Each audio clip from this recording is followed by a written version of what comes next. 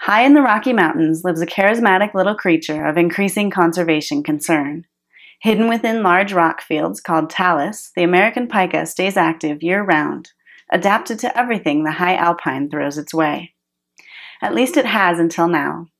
Over the past few years, as climate change impacts sensitive ecosystems like the pika's alpine home, conservation groups have become increasingly concerned about the state of the American pika. A few years back, researchers in the Great Basin started noticing that pikas were declining due to the impacts of climate change. And at that time, we didn't know very much about the status of pikas in the Southern Rockies, but we got concerned that there might be declines going on here too, and that we might need to be concerned about pikas from a conservation perspective.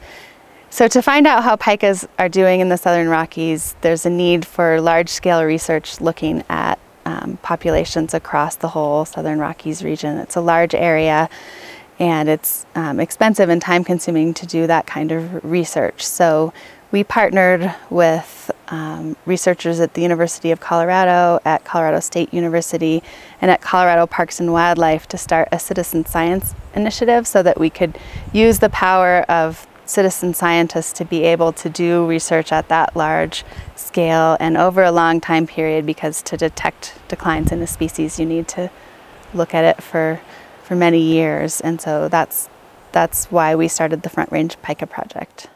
The development of the Front Range Pika Project has allowed pika researchers like Dr. Chris Ray to test their hypotheses about the many ways climate change could be affecting this sensitive species. There are a lot of ways that climate might affect this species. There could be direct effects of hot and cold. Hotter summers may be a problem. Colder winters might be a problem if there's less snow to insulate these animals from cold snaps. There are also more indirect factors like effects of climate on the vegetation, on the prevalence of diseases, on the abundance of predators. We have to gather a lot of data to figure out exactly what might be impacting this species first and where it's going to have its impacts. A handful of researchers can't keep track of all of these changes and exactly what's going on in an area as vast as the Rockies. We really need the help of citizen scientists. Citizen scientists can go out and tell us whether or not pikas are still at a location. They can tell us about the quality of the habitat at that location. They can place temperature sensors so that we can follow the microclimates that the pikas use. These are just valuable data that we couldn't get as a small research lab. It's incredibly important to have citizen help. Each summer, dozens of citizen volunteers explore pika habitat throughout the Front Range. While the data they collect is invaluable to researchers like Dr. Ray, through this experience, volunteers are also able to actively participate in the conservation of their local environment, and they create lifelong memories. This is my third year volunteering for the Front Range Pika Project. I am so excited to continue to play this role.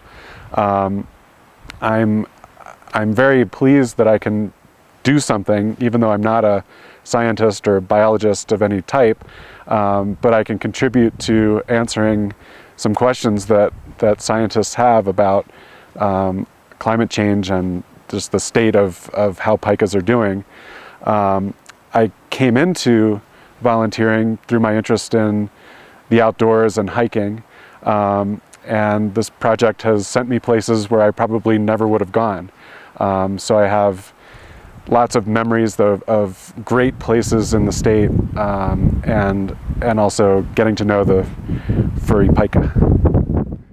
Pikas are facing an uncertain future due to unprecedented changes in climate. To better understand this species and how we can help, we need your support. The Front Range Pika Project is a group effort, and we would love for you to be part of our team.